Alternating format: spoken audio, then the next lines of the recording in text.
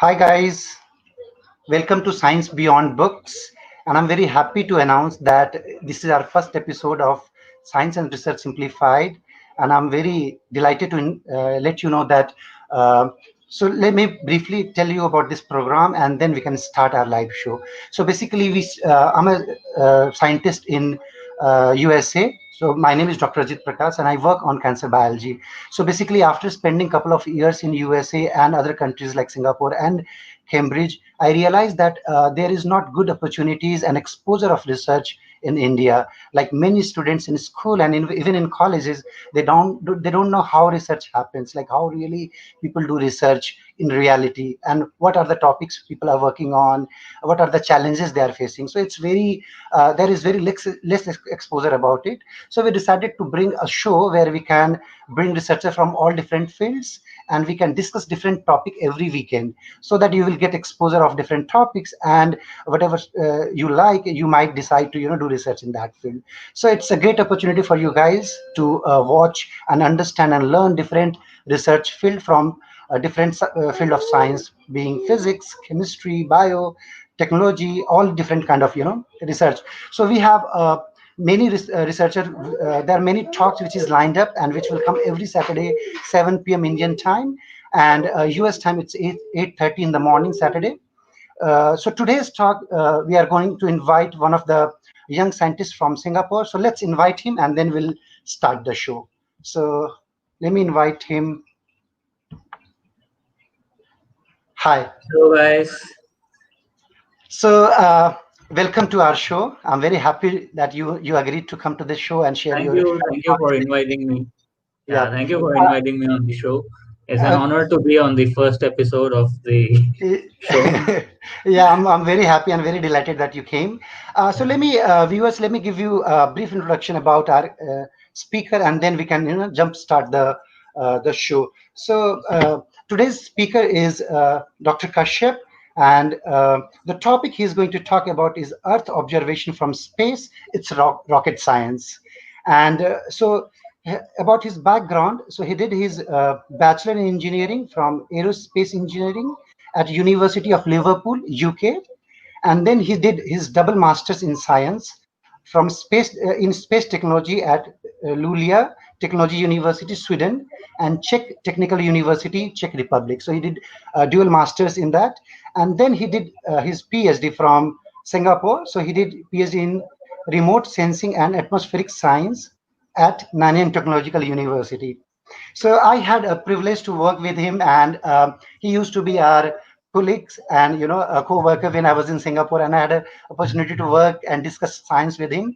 So I'm very happy that you came to give a talk on our show. I'm very So happy to be here.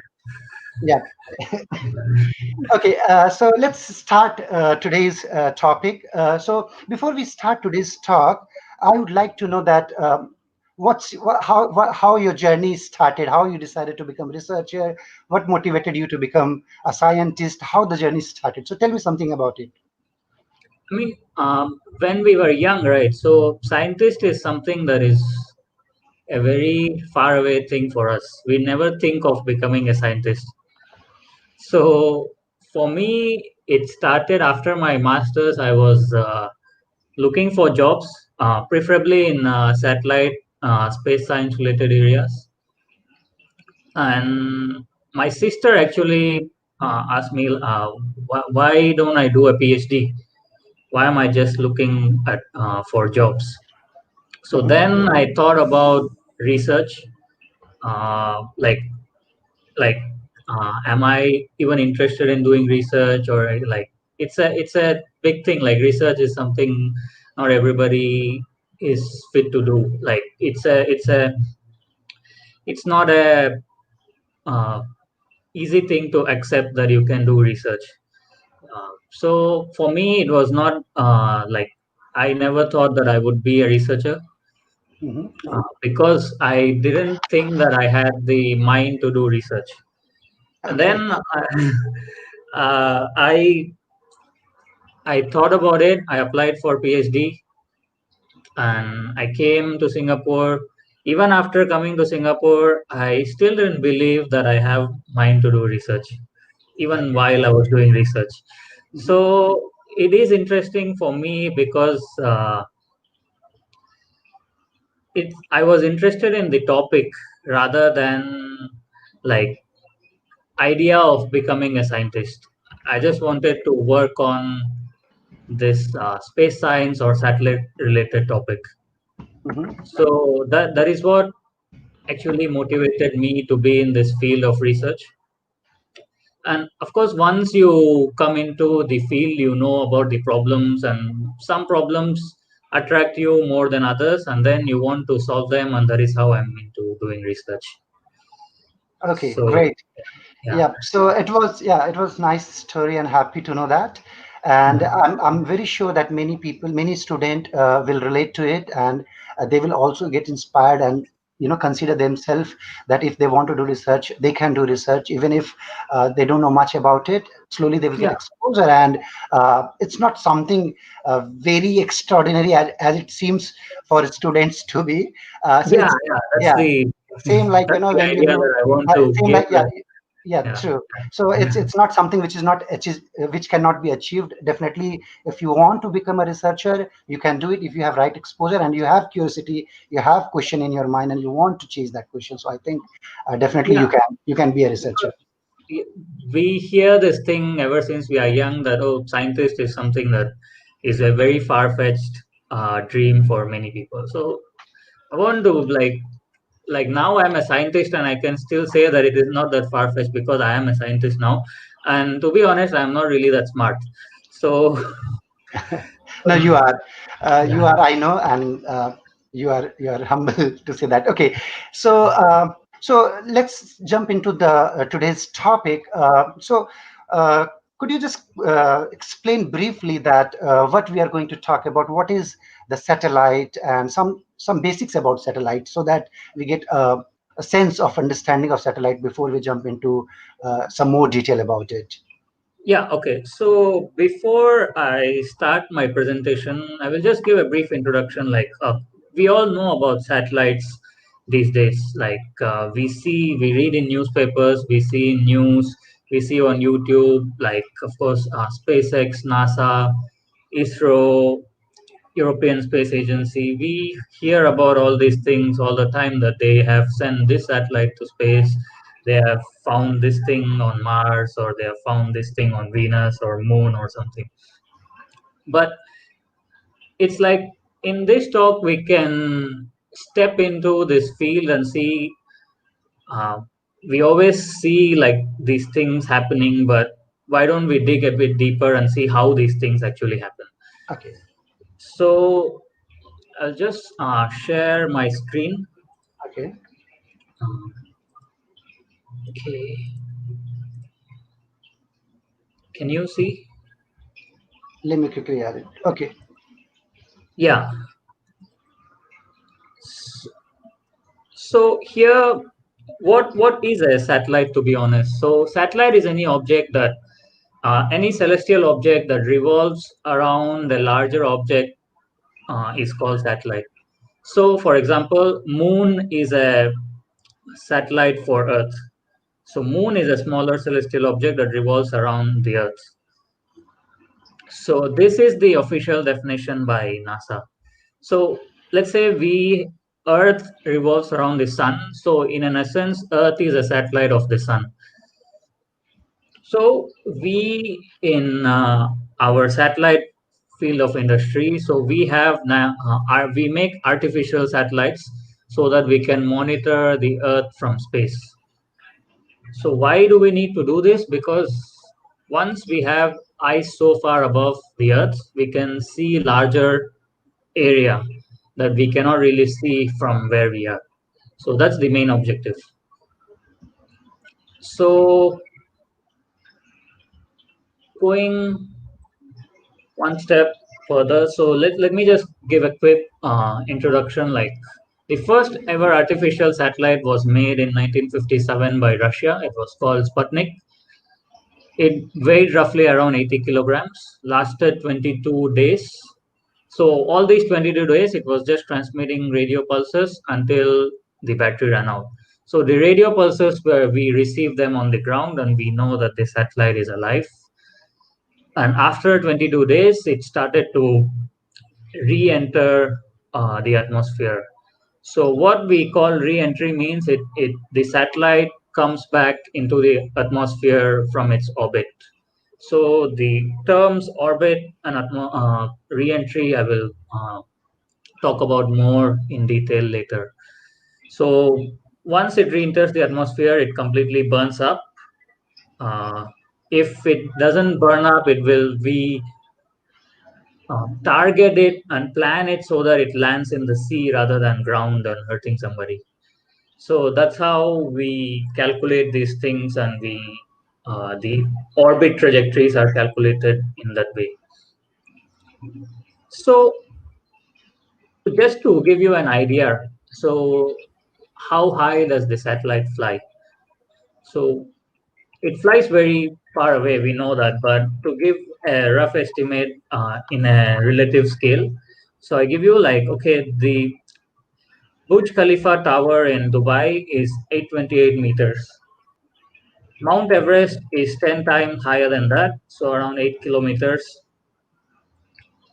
Any cargo airplane like Airbus A380 flies around 13 kilometers, so cargo or passenger aircraft.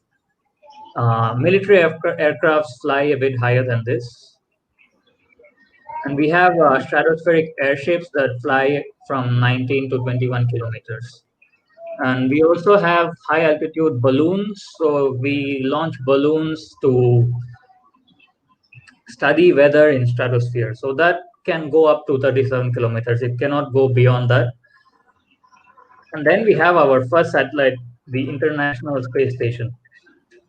You guys must have seen this International Space Station in many movies like Interstellar or Martian or some other. A lot of American movies have this International Space Station in them. So Gravity, that, I think. yeah, Ajit, what? Yeah, Gravity, I think. Yeah, Gravity also. Yeah, And so this flies around 330 to 400 kilometers. Why it doesn't go around at the same altitude? It's because it flies in an elliptical orbit, not circular. So I will just come through those things after this. So, and then a typical low Earth orbit satellite flies around 800 kilometers. So, low Earth orbit, why low Earth orbit? So, the atmosphere, Earth's atmosphere starts from roughly around 2 kilometers and it goes all the way up to 2000 kilometers. And we can have our satellites flying in these regions and even beyond that. So just to give you an estimate of what these things might look like, here is Earth. Low Earth orbit is something we call if a satellite flies until 900 kilometers. So you see the International Space Station flies at 400 kilometers. And then we have sun synchronous satellites. That means these are the satellites that looks at the sun all the time. Although it is revolving around the Earth, the it always faces the sun. And then we have medium Earth orbit. So that starts from 900 until 2000 kilometers.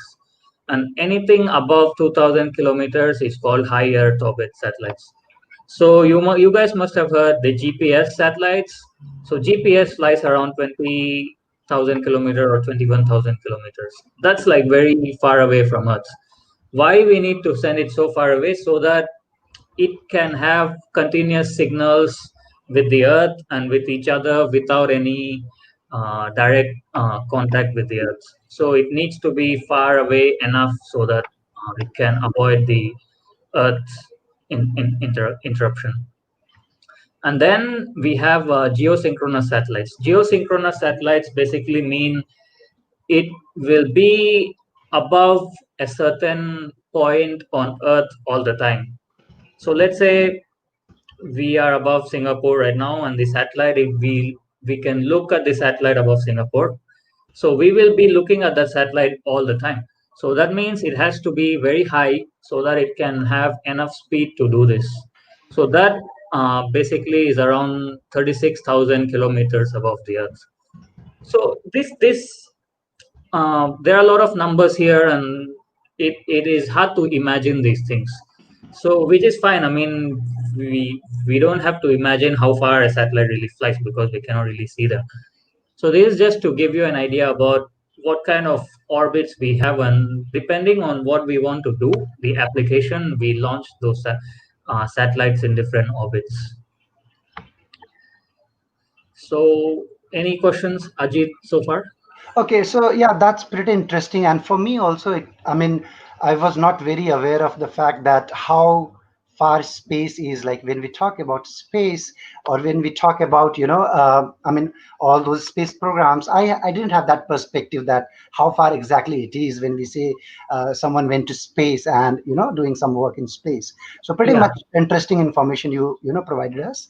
Uh, so now, after understanding what the satellite is and where it is, could you tell me about why we what we use satellite for? Like, what are the uses? What are the purposes of using satellite for? Yeah, so satellite is something that we can use for many different purposes. So because we can look at the Earth from such a far away distance, right? So the first thing that comes into our mind is imaging the Earth. We all want to see how beautiful the Earth really looks from outer space. We keep studying this term for Earth called it's a blue planet. Blue planet. Why is it blue? How do we even know that it's blue?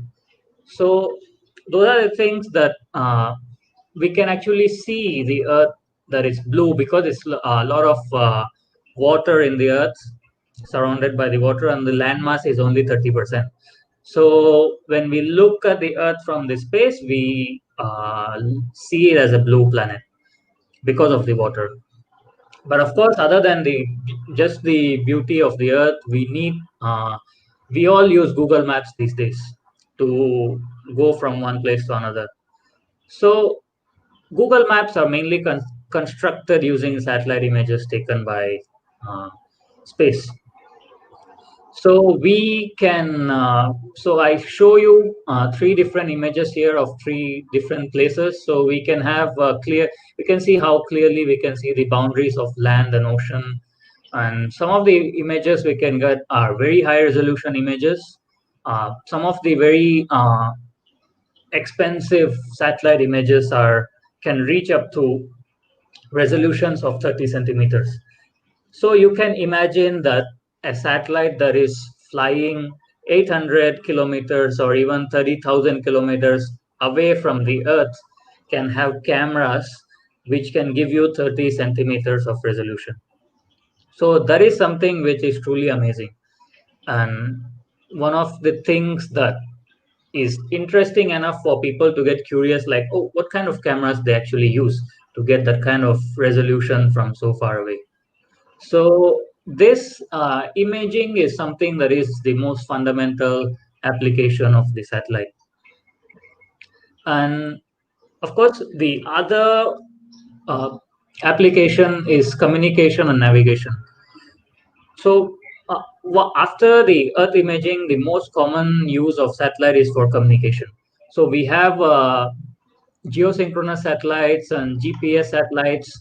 They are all, in an essence, like communication satellites. They transmit signals constantly so that our mobile um, broadband network providers or TV broadband network providers, they all tap into these signals so that they can use these signals to uh, for us to have entertainment. So, for as a communication satellite, its main job is to relay information from one place to another. So, let's say we have Hubble telescope, which looks at many different celestial objects with its very uh, strong telescopic features. So it gets the data from this satellite and it gets data from, let's say, International Space Station. And it is something that can have contact with this particular ground station on Earth all the time. So that these satellites don't have to directly talk to the ground station. They can keep doing their job in space looking at the space and collecting data, and they can just send the data to this communication satellite, and it can just send it to the ground.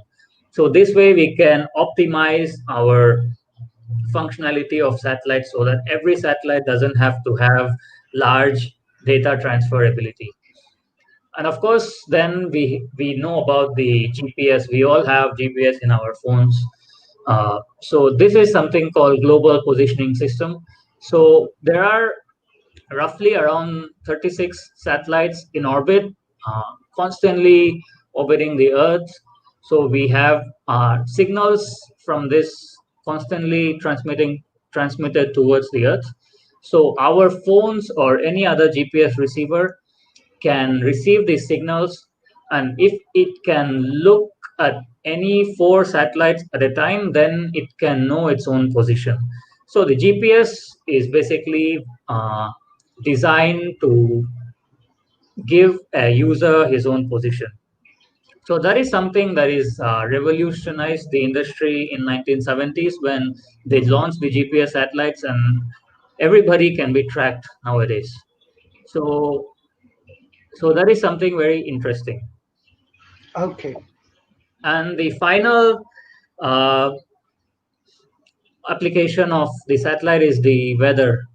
So we all know that cyclones and hurricanes and other disasters such as earthquakes, we get hit by this all the time. So satellite data is something that can see these things develop when they are still far away from the civilization, and we can have advanced warning because of this. So such as seen from this particular image in the top left. So you see a hurricane developing here, approaching towards the land. So if we have these kind of information, then the weather forecast people can see these things, and they can alert those areas that okay, you need to evacuate, or because of the cyclone or hurricane approaching this place. So that is something that we use very frequently in our weather prediction systems. And other features we can do is land imaging. Apart from the 2D imaging, we can have radars and lidars which can image the land, such as seen like this. So we can have two satellites imaging the same place at the same time or at different times. So we can use those signals to generate 3D maps of the Earth. So 3D mapping is something that has been uh, quite famous or most used like in last 2 decades, let's say. A lot of people have been using these things to map 3D and see how uh, the land height or the topology of the land changes. And this final image I'm showing is from a radar, also the satellite radar. So what this radar does is it detects the clouds. So clouds is something that is very important to us as a in weather prediction. So what happens is clouds are very key role players in heat trapping. So if there are not enough clouds, all the heat that land absorbs during the night, it just lets go. So it just goes back into the space. So clouds are very important so that we retain those heat so that we can survive on this surface. So this cloud satellite basically detects the clouds. So you can see there is a cyclone developing here just like this, and this satellite can probe into the cyclone basically to see the vertical profile. So this is very useful also when it comes to weather prediction about the extreme weather. What extreme weather is something we see as thunderstorms or cyclones or hurricanes. So these things are very useful to and useful tools to see from a space perspective, because we can see much larger area compared to what we can see from the Earth.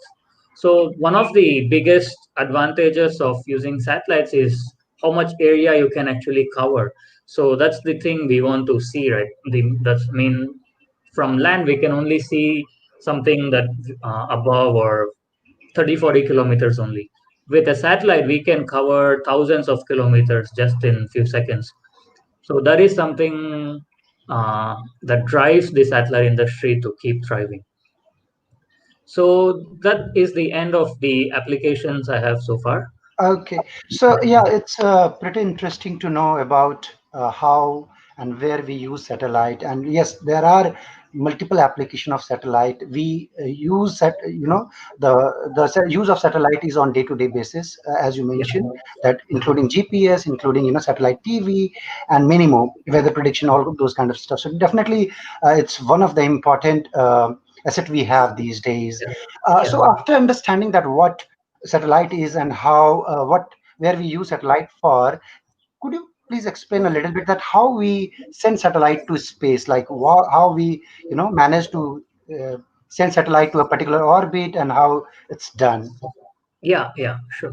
So just before I talk about the launch of the satellite itself, I would briefly talk about how the satellite is, what satellite has basically to do Okay. all these things. Yeah, yeah, that's a good point. So Yeah.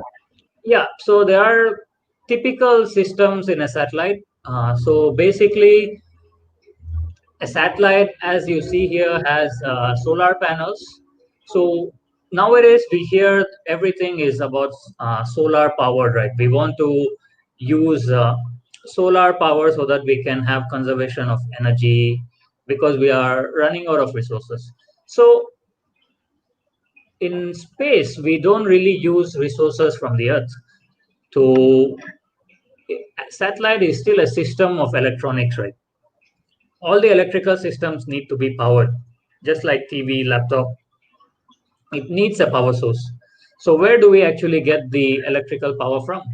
So we have solar panels that look at the sun, and we can generate enough power, and we can store it in the batteries so that all our electronics can work as it needs to work. So, and then we can say, oh, the satellite is constantly revolving, right? It is not looking at the sun all the time. So, of course, that's why we need batteries so that uh, once we charge our batteries enough, it can go on the other side where we don't look at the sun anymore. Then we can just use those batteries to power our electronics. And then the satellite comes back to the sun facing side and we can recharge our batteries. So that is something very typical power system in a satellite. And then we have a thermal system. Thermal system is something very interesting to talk about because in space, what is not known to a lot of viewers, maybe not known to a lot of viewers here, is extreme temperatures that we face in the space.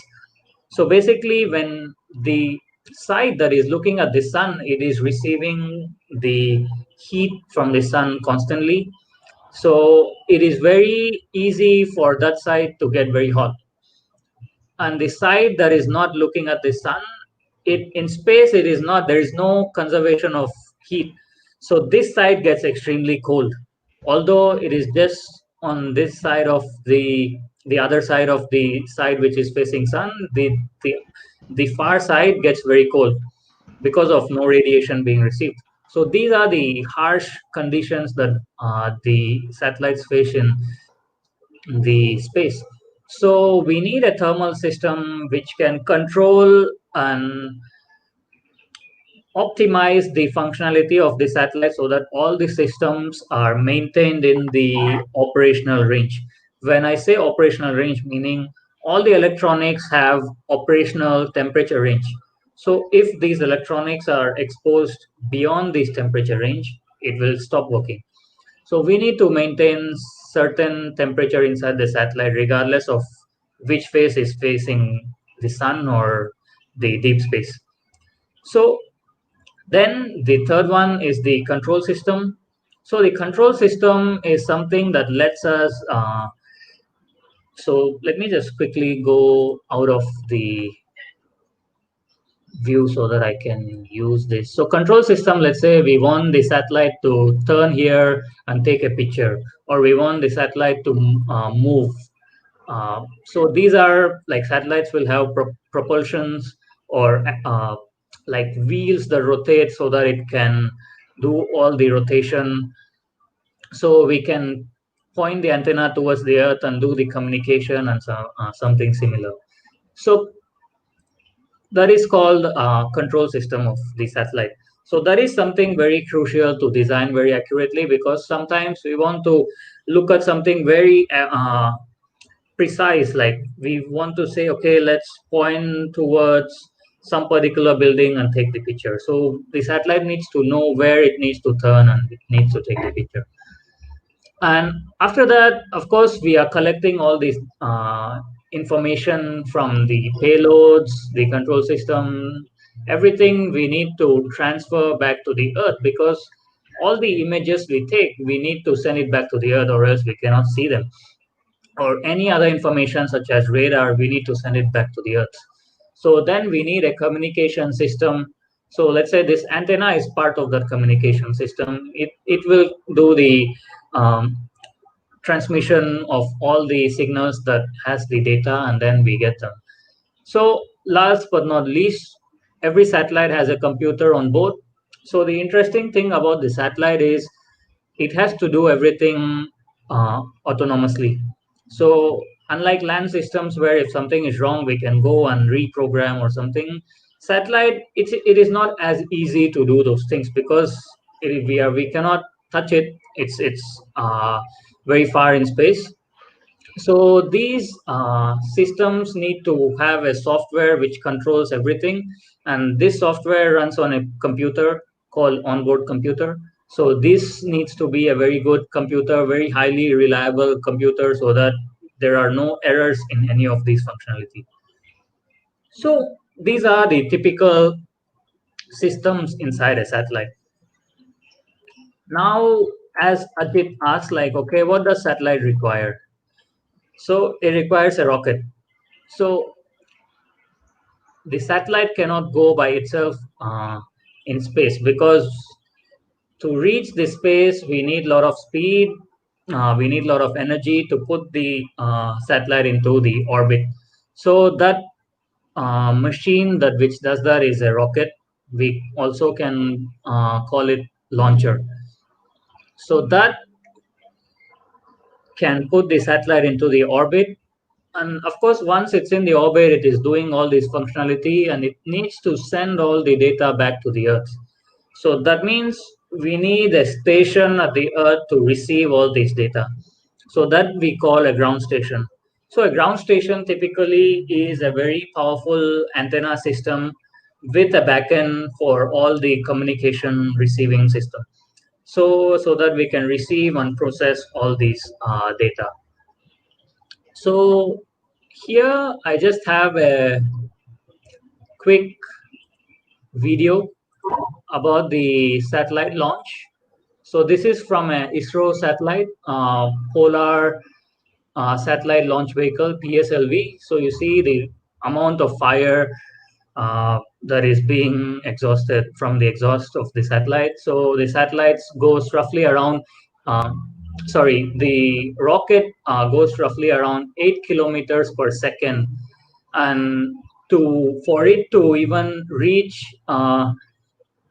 the orbit, it needs to go all the way until 11 kilometers per second so that it can escape the Earth's gravity. That is called escape velocity. So for Earth's gravity, it is 11 kilometers per second. For different planets, it can be different. So that is something very interesting to see. I myself want to see a rocket launch once in my life. It is interesting to see Ajit, because the amount of fire that comes out of the rocket is such a huge scale that we need to stand 3 kilometers away from the rocket for us to be safe. Yeah, So I have seen a couple of videos, but getting that real perspective of, the size of the rocket and how far you have to stand and how much fire it produces, unless you go and see it, you will not get that sense. So I'll yeah, be yeah, very you happy to see see someday. Yeah, I'll just replay the video. You see the amount of fire. It is an explosion basically. So you normal people need to be like very far away from the actual launch station. So it is an interesting thing to see, and I hope I will get to see a yeah. rocket launch So once in my life. Yeah, so just to add that, so there are a couple of NASA, launch space center here, and I'm also planning to, see, go closer and see, not that close, like, if there is any launch happening in near future, I'll try to go and see because there are a couple of, launch stations here in US. So let's Yeah, see when I yeah, get a chance to see, but it'll be pretty interesting to, to yeah, see that. yeah. Yeah, It's definitely an event that cannot be replicated by any other event. yep, true. Yeah.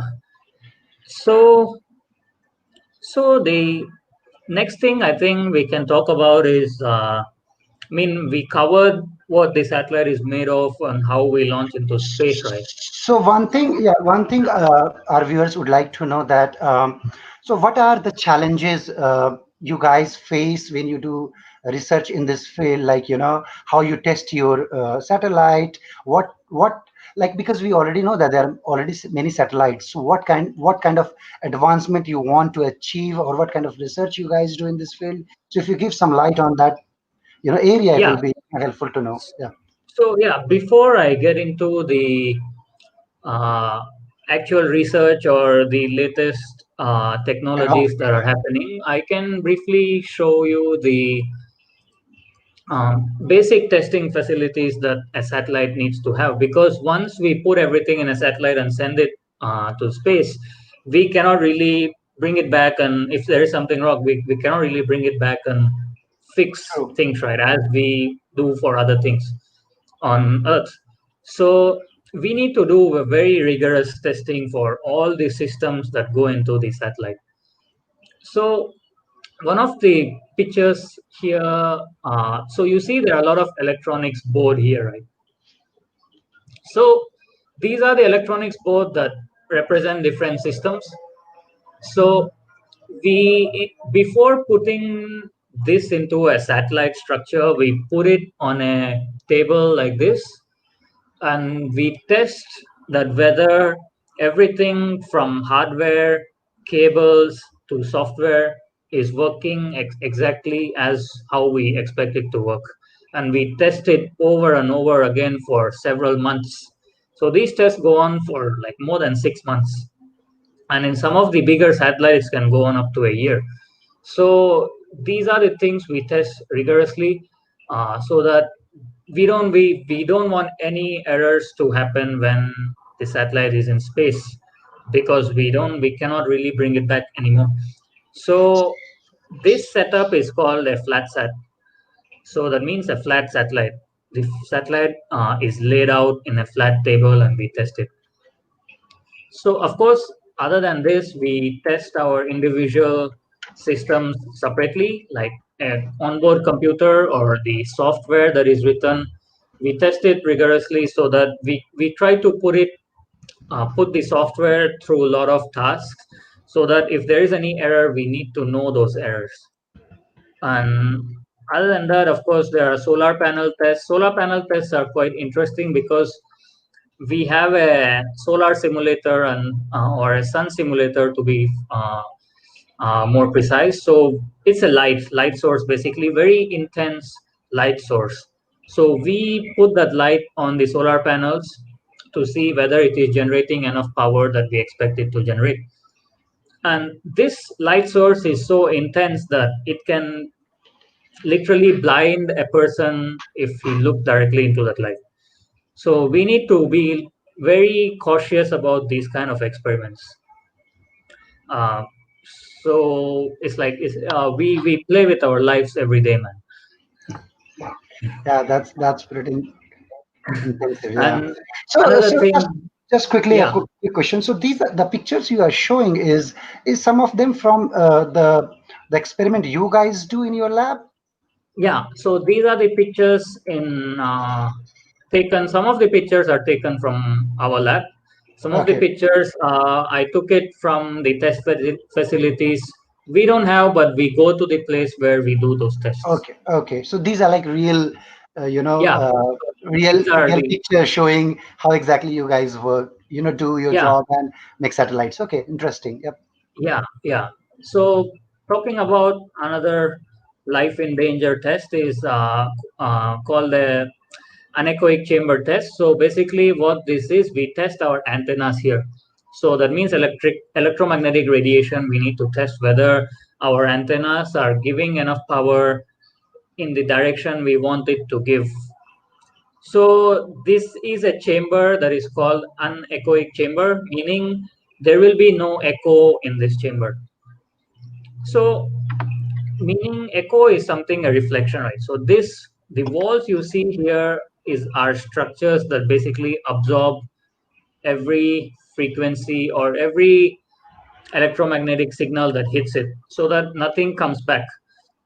So when you put an antenna in such a chamber, you can exactly measure what the power coming out of the antenna without getting all these extra reflections that we get all the time.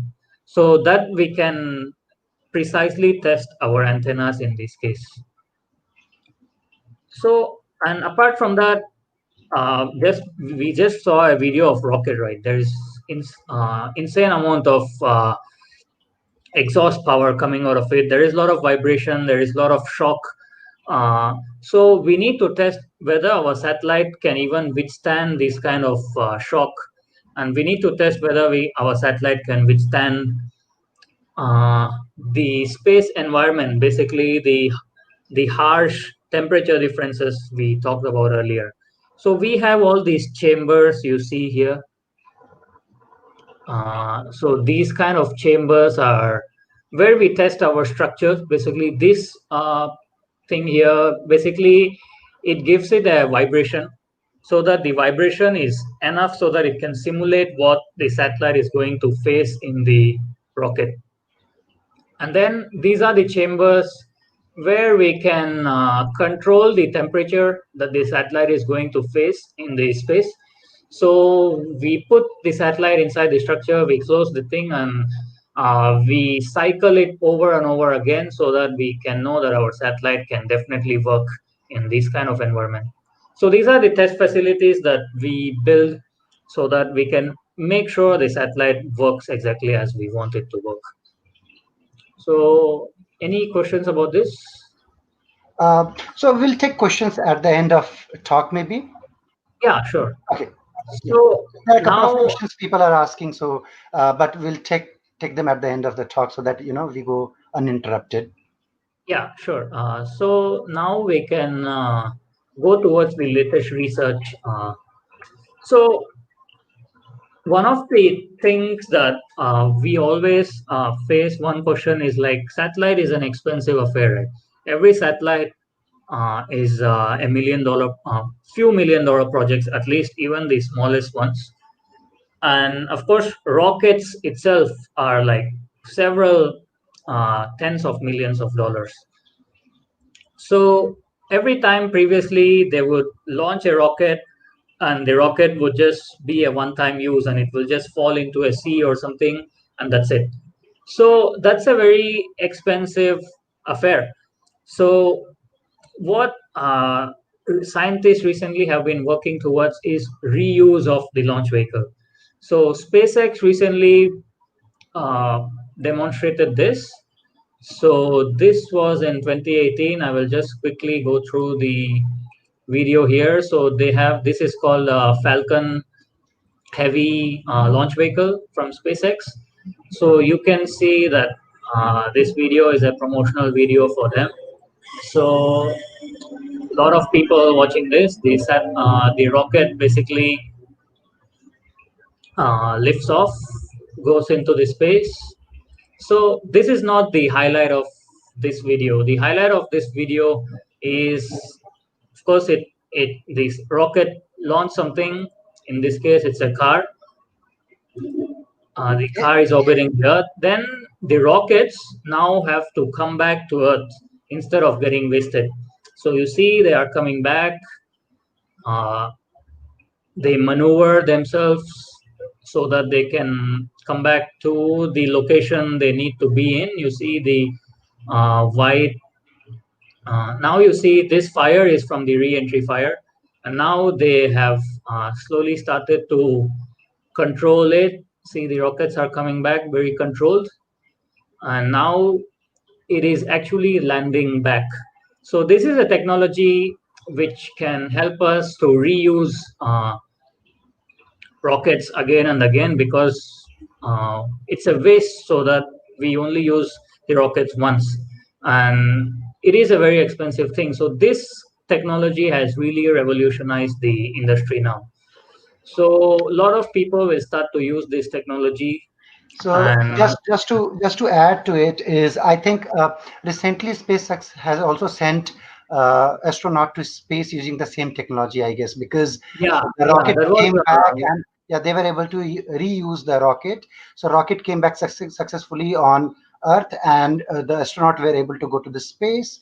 And then after like few days, they stayed in space station, and then they came back successfully. So that was one of the big, yeah, a few I mean, months ago history it was was a made, big and news. it was, Yeah, yeah, yeah. yeah, yeah. So these are the things that I think large scale, uh, how do you say, like large scale goals in this satellite industry. So that these are like very this basically revolutionizes the industry. And and I mean, there is this thing, and then let's look at another side of the industry, which is the sad part of the industry. As you can see here, there are tons and tons of satellites here. So Earth looks like this. So this field of research is called space debris. So there are so many satellites around the Earth, revolving around the Earth, and this is just a near view. You can see the far view. There are many satellites around the Earth doing all kinds of things, and a lot of satellites are not even working anymore. So that means it's effectively a space junk. So, and there are other things other than satellite, like one astronaut lost his glove, and that is just orbiting around the Earth. And this can go and hit things and cause damage. And as you know, I mean, one in space, things are traveling very fast because there is no air resistance. Yeah, So, so yeah, so I this just glove is interrupting this you. glove is traveling at 28,000 kilometers per hour. So if it hits something, it can really damage something. Yeah, just So interrupting you. So I remember mm, recently also in yeah, space, there was some spacewalk astronaut was doing, and he lost his tools, and he was yeah, not able to catch it. And there was a lot of buzz about it, that yeah, because it was not attached or something to the space station, and before he was able to grab it, it just vanished, and it will be revolving around the Earth for forever, right? yeah, It will be forever, because these are the things that are very small, and it is hard for it to fall back into the earth, or it is hard for it to, like, since it cannot come back into the earth, it cannot burn up, so it will be in space forever. So these are the things that a lot of people are actually are trying to build satellites for this, which can go and collect the junk in space. So that satellite will be dedicated to do this.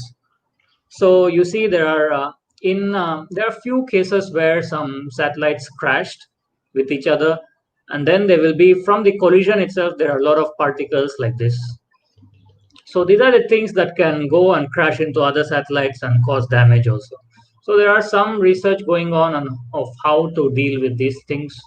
Of course, it's not something that can happen very soon, but people are researching on this actively. And other than this, uh, not minor, but small scale research is miniaturization of everything, like all the circuit boards and everything we want to miniaturize so that the satellites can be smaller and smaller, just like our laptops or phones or something. But do equal amount of work as big satellites. And the other crucial research area is the radiation hardened components. So radiation hardened components is something in space we have a lot of ions. So what we call plasma, right? They are like charged particles everywhere in space coming from sun. It charges all the particles in space because of the magnetic field and the amount of velocity they travel with. They have very high kinetic energy, so they constantly bump into the satellites, right?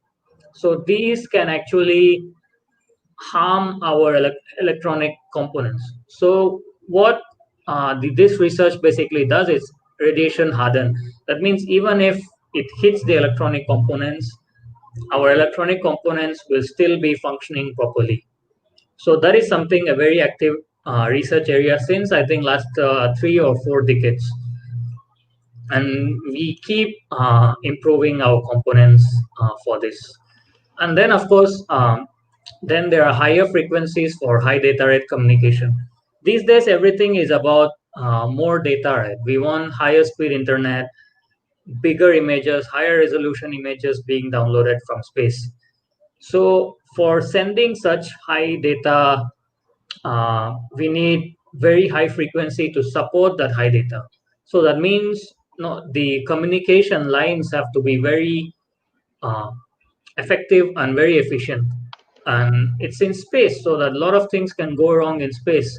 So communication is something that is also a very active area of research, so that it can support a higher frequency of communication.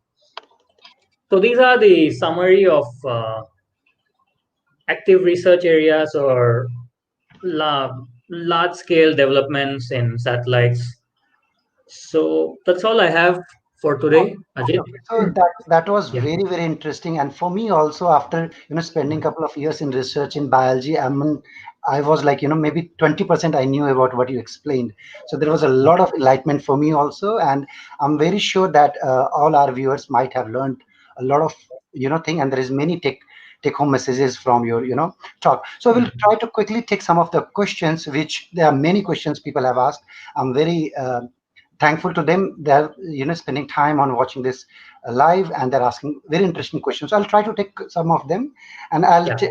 I'd like to have a very quick comment on them because there are many of questions which has been asked. So let's see. So Sweta Sinha, she's asking, Mhm. let me show it on the screen. So she's asking that could you talk about the need to have manned or unmanned satellite? Could you talk about, okay, manned or unmanned satellite? So, sending people in space is a very risky business. So, I just talked about how many tests we really have to do just to send bunch of electronics in space, right? And sending a human in space is we have to be very careful about uh, what is the purpose. And a lot of astronauts do go to International Space Station. So we hear about all the people going to International Space Station, but it is a like, but then we also hear these kind of news where astronaut lost something, or there was a air leak in the International Space Station. Few weeks ago, there was an air leak in the space station. So you can imagine having an air leak in the space stations, meaning the astronauts might die from not having air. So those are the things that we really need to think about, and whether we can justify sending a human instead of electronics. If we can justify, of course, there is we can send manned satellites to different locations. Okay, so yeah, just to add that, because I mean, people have been trying to go to space for a long period of time, and there are several casualties we already know which happen because we are risking life of someone when we send someone in space. So it has to be a very high priority project, which cannot be done if we cannot send a man to do that. Uh, Yeah. to do that. So if we can send robot or anything else to do that, I think we prefer to do that instead of sending someone risking their lives. So we'll take Yeah, very couple of other questions. So there is another question. I'll just try to put that here. So yeah, Om Prakash is asking, can satellite be used in real-time monitoring to check any infiltration on the border? That's a good question. That yeah. if from That's a good question. There was a recent movie about it. I mean, it's not a recent work, but people have used, not in real time, but they have used satellite to check infiltration in the borders. But answering the question, if we have geostationary satellites that can look at the same position all the time, then we can use real time monitoring from the satellite. Because if you want to monitor something all the time, then means satellite has to be on top of that location all the time. So that can only be done by geostationary satellites. But the interesting thing people can ask, oh, why don't we just launch geostationary satellites? Because the way the satellite law works, because of the optimization of space, geostationary satellites are very far away. So it can have a very broad view of the Earth. So the neighboring countries can also uh, share the same satellite, or it's like the law basically works like for a fixed area of a country, only one satellite will be allowed. So for example, a country as big as United States of America, they can have few different geostationary satellites. For a country of size of India, we can have 3 to 4 maybe. But a country of size of Singapore, it cannot have any satellite which is geostationary because it's too small. It needs to share its geostationary satellite with others. So Singapore has one geostationary satellite which it shares with Taiwan. So it needs to be done something like that. But if you want like monitoring something constantly, that is the way to go. Okay, so yeah, that's nice answer. We'll take few more questions real quick. Yeah. Let me see the next question. So Shivam Chauhan is asking, can you please throw some light about the type of energy storage system used in satellite? So I think, Currently, hmm, most satellites they just use batteries, so it's the only way of storing energy for now. There have been some active research going on where they have been trying to store energy. Satellite electronics itself, they produce a lot of heat, because just like our laptops, when we run electronics for a long time there is heat, right? So they try to harvest this heat and then they try to convert this into power. But the current energy storage system that actually is being used in every satellite is mainly batteries. uh, There is okay. not that. Yeah, yeah. Okay, great. We'll just take two more questions maybe.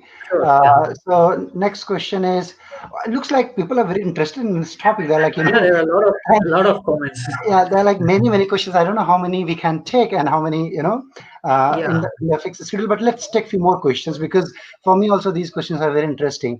So as Anukriti is asking that, as there are many more than one satellite revolving around the earth, is it possible that one satellite signal overlap with another one at receiving point when we receive the signal?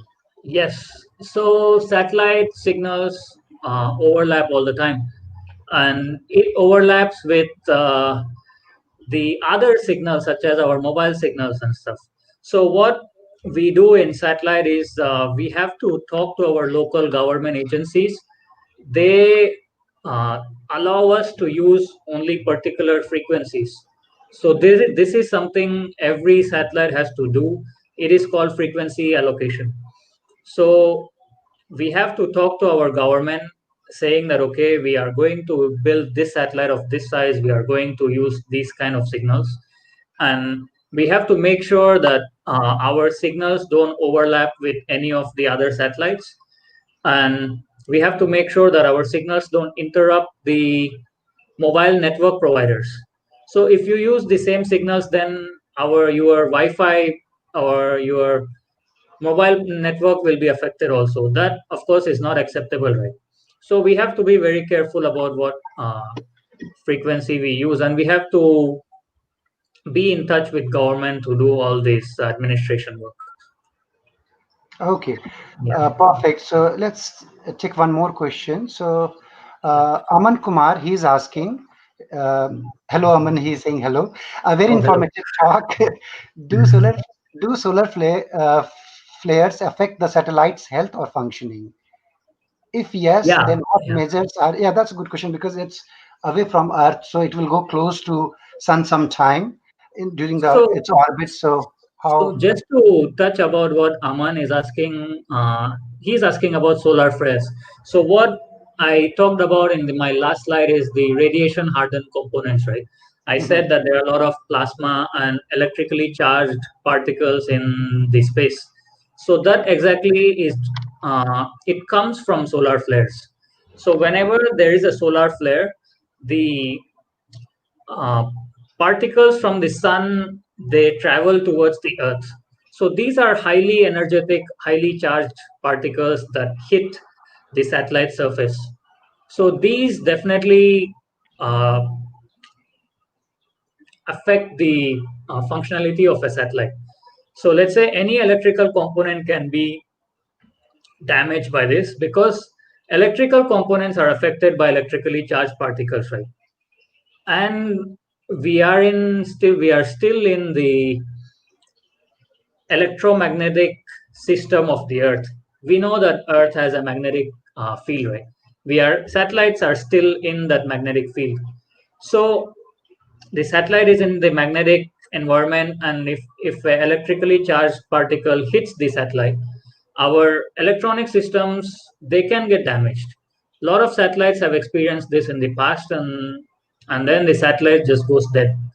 So the measures that taken to protect this is the radiation hardened components. We shield our satellites with a lot of metal, and we calling electrical shielding.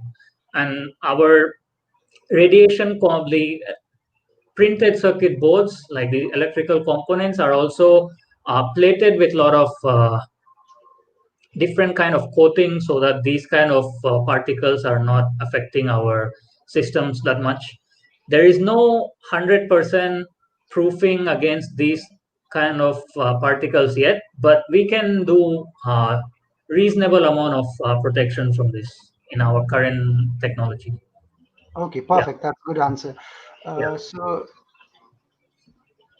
we'll take one more question. So it says, Shetong is asking that what are the instrument in the satellite that can allow the satellite to rotate in the space? Yeah, so this question is something about the control system of the satellite that I only briefly touched about. So there are lots of different instruments. So uh, the rotation, we can have a very basic instrument is called reaction wheels. So what it is, it's basically a wheel. So we rotate the wheel, so the satellite rotates in the opposite direction in order to conserve the momentum. This is the conservation of momentum law from the kinematic laws. So when one wheel is rotating inside in one direction, the outer surface rotates in the other direction to conserve the momentum. So when we want our satellite to rotate in space, we rotate these wheels inside, and the satellite rotates in opposite direction. So we have our calculation that how much force the wheels have to be rotated in and those kind of things, and then we can point the satellites to a certain location on earth. But there are other kind of instruments also, like there are magnetic instruments which can basically align itself with the Earth's magnetic field. So if we want only a rough rotation, then we can have a magnetic control system which can just align itself with the magnetic field of the Earth, and then we can take the pictures. So Uh, that's not very accurate. Yeah. okay, perfect. Yeah. One more question we'll take. So, Venkat Reddy is asking that, curious to know how do we remotely control a satellite? So we don't really actively control a satellite, so to speak, but we only talk to the satellite with the ground station. Okay. So because satellite goes away from our view, right? So unless it's a geostationary satellite, the satellite usually in the low Earth orbit or the medium Earth orbit, they go out of our view. So we cannot really be in touch with the satellite all the time. But once it comes in the view, we can talk to the satellite. We can send any kind of commands that it needs to do or change the program or something. Then it can be controlled in that way, not like active remote control. Okay. So Yeah, let me ask you this thing. Can we take few more questions? Because there are many questions. If you allow me, yeah, I can take sure. two or three more questions. Yeah, Uh, we can take two or three. Yeah, okay, yeah. okay, sure. So uh, Prachi Desai Dahia, she's asking that aren't there any issue of collision of satellite by a meteor? Yes, yes, there is. But the meteors that we in most of our orbits experience are very small size meteors. So there are constantly monitoring systems where which is called meteorite monitoring system. So they have very huge radars on Earth. So they are constantly looking at space, looking at these meteors, and they are constantly mapping if there is any threat to any of the satellites. So if there is a threat to any of the satellites, we will know. But there are some satellites which might not have any way to avoid it. If there is no way to avoid it, we get hit and that's it. But if there is a way to avoid it, we try to avoid it. Let's say we have a propulsion system in our satellite, we can try to use that and maneuver our way out of a collision.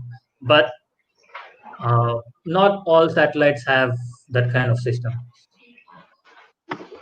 So there is second last question we are taking. So Smith is asking, can we call GPS also a satellite as it also revolve around the Earth to track the location? Yeah, so GPS are satellites. So GPS satellites, it's a global positioning system satellite.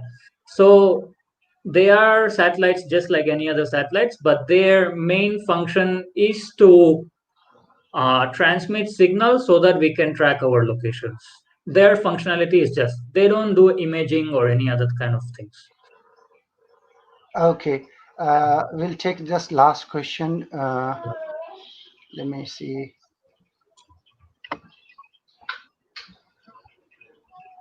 Okay. So we'll just take, I think it's comment rather than a question. Kumar Mukesh, he's saying very informative and knowledgeable episode. It will be helpful to motivate the student toward the space science. The way of presentation is really wonderful. Thank you so much. Thank Okay, you.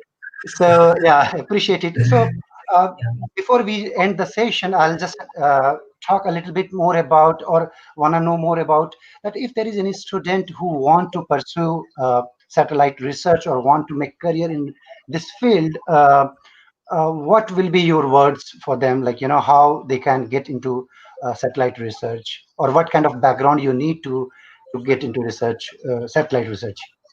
Okay. So I mean, for people who are in India, so it's there is a institute in India called Institute of Space and Technology. It's called IST, Indian Institute of Space and Technology.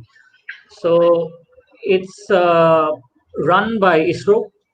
So we can students can apply directly to that.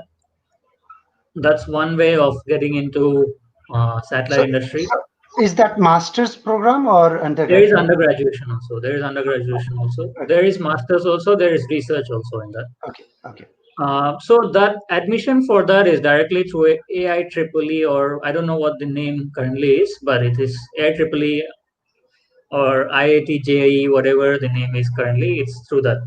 okay, So the engineering entrance exam. okay. So other than that, if let's say we can satellite work is a multidisciplinary work. So people from all background can be Part of uh, it. involved in this, even biology. So there is a uh, field of research in satellites called astrobiology. So there are a lot of as one of the viewers also asked, like humans being sent to space and things like that. So people are actually like researching about uh, what happens to human when he goes to space, or how things change. How can we even like, even beyond that, like how can we live in outer space or something like that, the biological needs, Mhm. everything. There is a good field of research for astrobiology. So people who are interested in that, it's a very interesting field of research that I don't understand anything about. Mhm. So, but of course biological people might be very interested in that. And of course electronics and engineering and science, very easy to get into satellite industry, because they can do um, they can get into industry before research, right? They don't really have to do research, but they can still work in satellite industry. Like they can work in some kind of satellite company. So there are a lot of companies in India nowadays. New space is a thing that is very common. New space, space age labs. There are a lot of people doing many different things. So I Okay. would say doing a PhD is not really necessary to get into satellite research. We Mhm. can do research after masters or after undergrad. We just have to be in one of those institutes or one of those places to do research. Okay. So yeah, So with that, yeah, I'm very thankful that you provide those information. So would you mind that if you share your email address or something, so that if any student has any question or any they want to sure. know anything Uh, related to the program, or any further doubt they have, they can email you or something. So if you would like to I'm share, or you can I'm just not say, really. say your email Oh, did address. you get my private chat? Let me see. Comments, private chat. Okay, I got it. So I'll Yeah, put it on banner. Okay. yeah, yeah, So yeah, so it's any student who have any question or any doubt or related to the program or related to the presentation, related to any curiosity you have, feel free to email. Kashyap, Dr. Kashyap, and let me just put it on the banner so that people can have it. Okay, so now you can tell me like how you like this show. So quickly, I can tell you about this show. That the idea of this show is because after spending a couple of years in abroad, we realized that there is a gap between the real researcher or research we do and the student, because there is not enough exposure in India and many countries for that matter. Like in yeah, US, yeah, students from 10th class or undergrad, they do real research. They can publish their work. They do hardcore research. But in India, still not many undergrad college has facility to do research.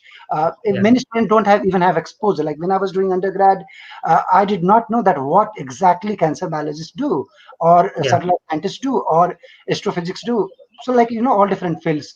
So that's what we thought, that let's bring researcher from all different fields and yeah, talk about one particular topic every Saturday, and so that the student will get exposure of different fields, whether being from physics, mathematics, physics, sorry, chemistry, bio, or anything related to research, so that they can get inspired, they can learn about those things, and if they like, maybe they can consider becoming a scientist. So, yeah. what your thought about it? Yeah, sure. The one thing I really appreciate you doing this as an initiative, because it is a thing that we need to do, because as you said, even I didn't know much about how to do these things. And because I went out of my country, I was exposed to different things, and it just came in a way that I'm here at this time. But the thing that I have noticed in recent years is like a lot of things are actually happening in India these days. Yep. So like a lot of universities are doing their satellite programs, and few of my friends in India, they have been going around in schools doing outreach so that students of high school or middle school can actually get into this kind of space industry or satellite industry. So they go there and talk about how they can actually become, let's, as you said, like astrophysicist or something similar. So, like, there are a lot of institutes in India, let's say for Indian Institute of Astrophysics or Indian Institute of Meteorology. When we are growing up, we don't even know about these things. Absolutely. And then we constantly complain that there are not many things in India. Yeah, But there are actually a lot of institutes in India, but it's just a absolutely. thing like we only know about it very late. Yeah, so So, that's where the exposure is important. Like, once yeah, we are in a situation where we know about all these institutes, courses, programs, research, all those kind of things, it's very important to communicate that to the yeah, students so that when they are young, they get exposure of these things and they yeah, can make a wise decision to do yeah. what they want to do in their life. Yeah. So I think this program is very important and very interesting to a lot of people, but very informative to somebody who might get inspired from this. So I urge all people to keep watching Ajit show. Yeah, Uh, thank you. Thank you so much. So, okay, yeah, so for for those who came late on the show, so basically this show we call it Science and Research Simplified because we try to put science and research in simple words so that school-going student as well as undergraduate student and also the people who is not from science background can learn, can get awareness about different research field. So this show will come every Saturday, 7 p.m. Unless if there is any festival or any holidays on the Saturday. So like next Saturday we will not have any show because it's Diwali. But next after that weekend we'll have a next show. So there are a couple of very interesting shows which is lined up. Like we are going to talk about cancer. We are going to talk about mechanobiology. There is a scientist from NASA. He's going to talk about more about astrophysics. There are scientists from mathematics. There are researcher who is going to talk about batteries, that what kind of research is being done or conducted in the field of advancement of battery, solar cells. So stay tuned. Come, schedule yourself for 7 p.m. every Saturday. Keep your time slot free for that time and just do watch our show. And if you are watching it after the live show, still you can, post your comments. We'll try to answer them after the live show. And if you're new to this channel, do subscribe to this channel and share with as many as student you can, because from our side we can bring researcher, but it's your responsibility to bring students and share this information to as many as student you can. I think with that, we'll finish or close this session. I think I'm very delighted. I'm very enlightened to have you here. A lot of good information, a lot of good questions, and I wish you all the best for your research. And one thank thing you. one thing I want to add here is. I think the satellite you are working on is going to get launched in 2022. Am I right? Yes, yes. The end of 2021, we will finish our work. The current Okay. satellite I'm working on. Okay. Yeah. So, So I'll bring you back after your satellite launches, and we'll have yeah, another session with you for yeah. sure. Thank you. Yeah, Thank you so much, viewers. Appreciate your time. Do subscribe to our channel, and there are many other videos on our channel which is about science experiment. Do watch those videos also, and see you in any on next Saturday, 7 p.m. in Indian time, 8:30 at US time. I don't know what time in Singapore. now it's 11 o'clock. Okay, so yeah, that time in Singapore. I don't know what time in other part of world. So thank Yeah. you so much. Keep watching videos, enjoy, and stay safe, stay healthy. Take care. Bye bye. Yeah.